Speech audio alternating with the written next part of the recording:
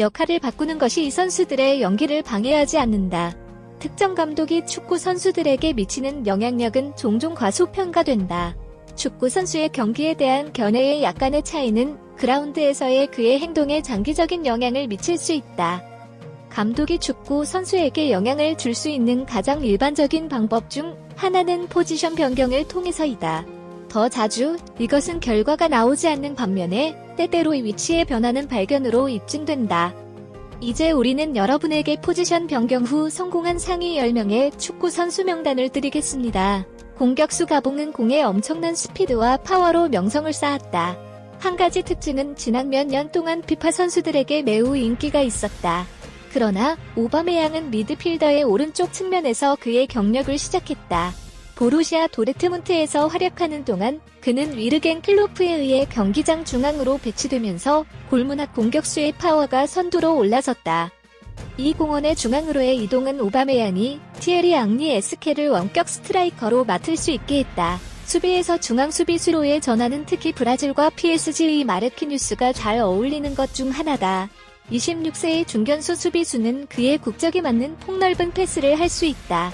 그러나 그의 몸집이 작다는 것은 때때로 중앙 수비의 물리적 요건을 충족시키지 못한다는 것을 의미한다. 마르키노스는 수비형 미드필더로 자신을 재창조하여 공을 잘 활용하였다.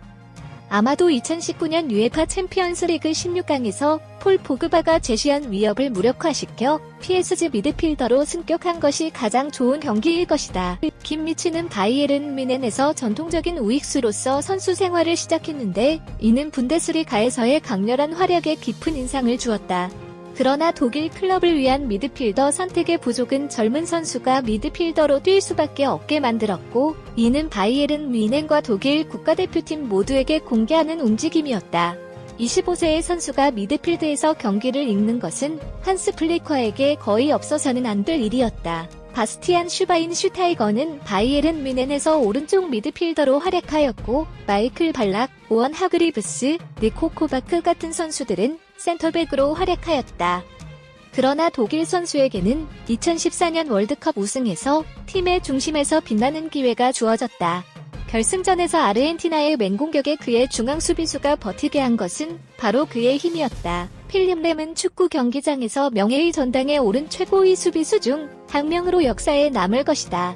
그러나 월드컵 우승 경력의 다음 단계를 향해 람의 경기에서의 인식과 말과 같은 지구력은 펩 과르디올라 전 감독에 의해 미드필더로 적합하다고 인정받았다.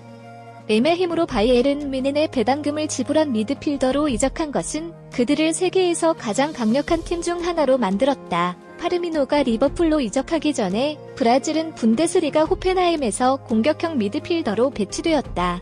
28세의 선수는 속도와 속임수를 통해 동료들에게 득점 기회를 주는 임무를 맡았다.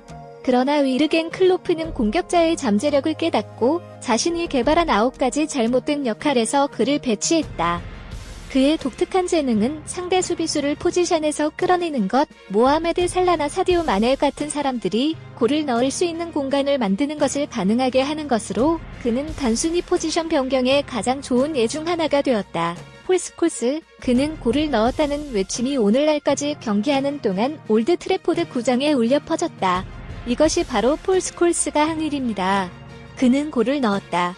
그러나 알렉스 퍼거슨 경은 로이 킹과 폴 스콜스를 대신해서 보스에게 더 멋진 것을 보여주었다. 그러나 그의 커리어가 진행되는 동안 그의 발이 양보되자 미드필더는 최대한의 패스 범위를 가지고 경기에 영향을 주기 시작한 미드필드 속으로 점점 더 깊숙이 들어가 있음을 알게 되었다. 그의 미드필더로서의 활약은 세계에서 가장 뛰어난 미드필더 중 몇 명과 함께 그를 단상에 올려놓았다. 토트넘에서 몇 년 동안 가레스 베일은 역사상 가장 상징적인 변화 중 하나를 겪었고 잉글랜드 프리미어리그를 좌파의 스타일로 조명했다. 웰시먼은 사우샘프턴에서 온 10대 때 풀백으로 토트넘에 입단했다. 그러나 그의 육상 혈통과 그의 마지막 3부에서는 베일을 자주 보는 남자를 이길 수 있는 능력이 있었다. 이 특징은 젊은 선수가 챔피언스 리그에서 인터밀란 앞에서 왼쪽 수비수로 해트트릭을 만들 때 잘 나타난다. 곧 베일은 스퍼스에서 좌익수로 활약할 수 있게 되었고 레알 마드리드로 이적하기 전까지 세계 기록을 세웠다. 초창기의 이탈리아 지휘자는 주전 스트라이커에 이어 10위로 올라갔고 마지막 3루에서 공을 넘어뜨렸다. 그는 이 일을 매우 잘하게 되었지만 그의 긴 패스는 거의 무시되었다. 그가 AC 밀란으로 이적하면서 모든 것이 바뀌었다. 감독은 센터백들 바로 앞에 위치한 수비수의 방패로 피를 배치해 완벽한 패스로 경기를 결정할 수 있게 해 역사의 위대한 미드필더 중 한 명을 탄생시켰다. 이후 피롤로는 포지션의 변화가 그의 커리어를 변화시켰으며 그중 하나는 클럽과 국가를 위한 은으로 가득 차 있다고 주장하였다. 요한 크루이프는 현대 축구의 천재성을 지닌 인물로 널리 평가받고 있다. 바르셀로나 감독 시절 크루이프는 오른쪽 윙어로 뛰고 있는 호세 과르디올라 감독이 이끄는 라 마시아 경기를 관람했다. 크루이프는 라 마시아의 감독 찰리 러샥에게 수비 앞에서 미드필더 역할을 할 것을 요청했습니다. 크루이프의 예상대로 가디올라는 즉시 적응하여 현재 세리오 부스케츠가 차지하고 있는 바르셀로나의 전통적인 중심지를 개척하는 첫 번째 사람이 되었습니다. 과르디올라는 1990년 데뷔하기 전에 바르셀로나에서 전열을 뛰어넘어 라 마시아의 큰 성공 스토리 중 하나가 될 것이다.